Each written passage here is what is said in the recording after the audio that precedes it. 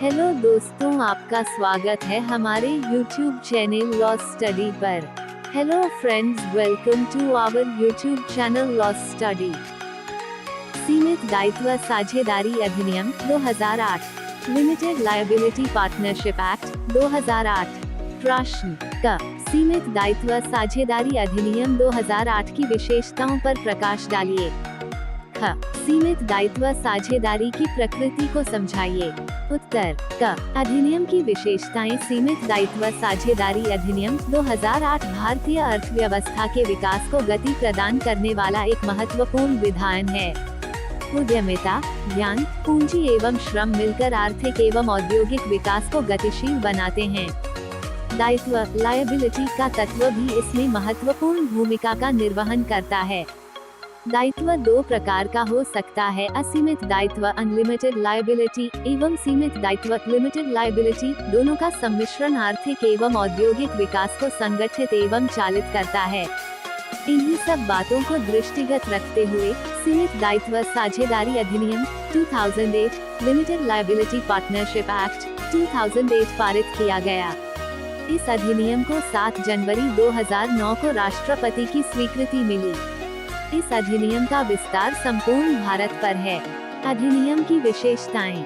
इस अधिनियम की कुछ महत्वपूर्ण विशेषताएं निम्नलिखित हैं। 1. सीमित दायित्व साझेदारी एक निगमित निकाय बॉडी कॉर्पोरेट है। इसका अपने साझेदारों से एक अलग विधिक अस्तित्व है। 2. सीमित दायित्व साझेदारी का गठन किया जा सकता है: 1. कम से कम 2 व्यक्तियों द्वारा। 2. किसी वैध कारोबार के लिए। 3. निगमन दस्तावेज पर हस्ताक्षर करके। 4. रजिस्ट्रीकरण द्वारा। 3. सीमित दायित्व साझेदारी के अंतर्गत साझेदारी समझौते द्वारा अपने अधिकारों एवं दायित्वों को परिभाषित कर सकते हैं। ऐसे समझौते इस अधिनियम के प्रावधानों के अधीन होंगे। 4. सीमित दायित्व साझेदारी फर्म अपनी आस्तियों एसेट्स के लिए पूर्ण रूप से दायित्व होगी। साझेदार अपने योगदान तक दायी ठहराए जाएंगे। 5. एक भागीदार दूसरे भागीदार के अपराधिकृत कार्यों अथवा दुराचरण के लिए उत्तरदायी नहीं होगा। फर्म तथा उन साझेदारों जिन्होंने लेनदारों से कपट करने के आशय से या कपटपूर्ण प्रयोजनों हेतु कार्य किया है, का दायित्व सभी या किसी एक ऋण या अन्य हेतु असीमित होगा। 6. प्रत्येक सीमित दायित्व साझेदारी में कम से कम 2 व्यक्ति साझेदार के रूप में नामोदिष्ट होंगे, जिनमें से कम एक भारत का निवासी होगा। 7. सीमित दायित्व साझेदारी का सही एवं रिन्यूड फेयर एंड जस्ट लेखा रखा जाएगा। उसका अंकेक्षण ऑडिट कराया जाएगा तथा रिपोर्ट की एक प्रति रजिस्ट्रार को भेजी जाएगी। 8. केंद्रीय सरकार द्वारा किसी सीमित दायित्व साझेदारी के वर्ग को लेखा अंकेक्षण से छूट प्रदान की जा सकेगी। 9. आवश्यक होने पर साझेदारी कंपनी के निरीक्षण हेतु केंद्रीय सरकार द्वारा निरीक्षकों की नियुक्ति की जा सकेगी। 10. अधिनियम में सीमित दायित्व साझेदारी के समामेलन अमाल्गमेशन सहित समझौते या बंदोबस्त का प्रावधान किया गया है। 11. किसी फर्म, प्राइवेट कंपनी या सूचीबद्ध पब्लिक कंपनी को सीमित दायित्व साझेदारी में परिवर्तित होने की अनुज्ञा प्रदान की गई है। 12.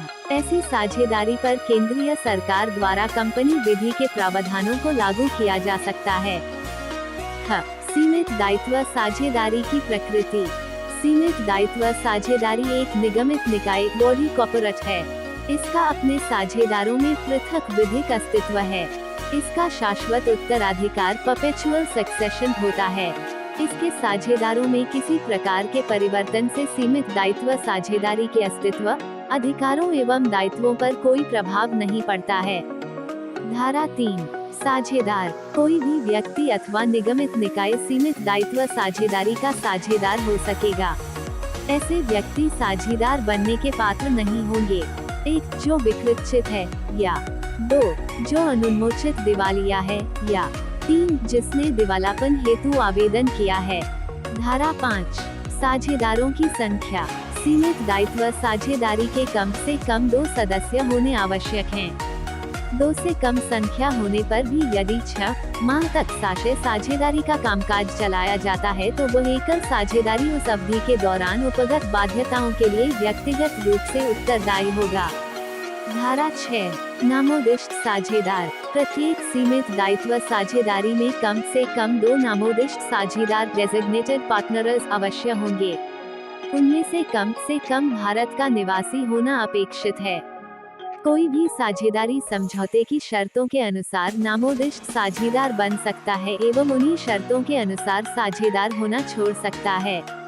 नामोदिष्ट साझेदार बनने के लिए स्वतंत्र संपत्ति का होना आवश्यक है। नामोदिष्ट साझेदारी की नियुक्ति के 30 दिन के भीतर रजिस्ट्रार को उक्त आशय की सूचना देनी होगी। प्रत्येक नामोदिष्ट साझेदार को केंद्रीय सरकार द्वारा एक नामोदिष्ट साझेदार पहचान संख्या डेजिग्नेटेड पार्टनर आइडेंटिफिकेशन नंबर प्राप्त करना होगा।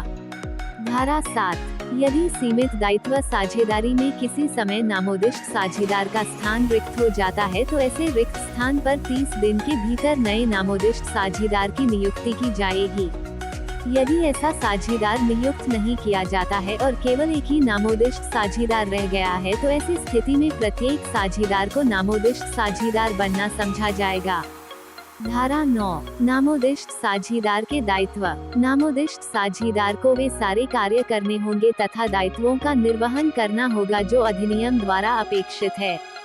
दायित्वों का उल्लेख समझौते में भी किया जाता है।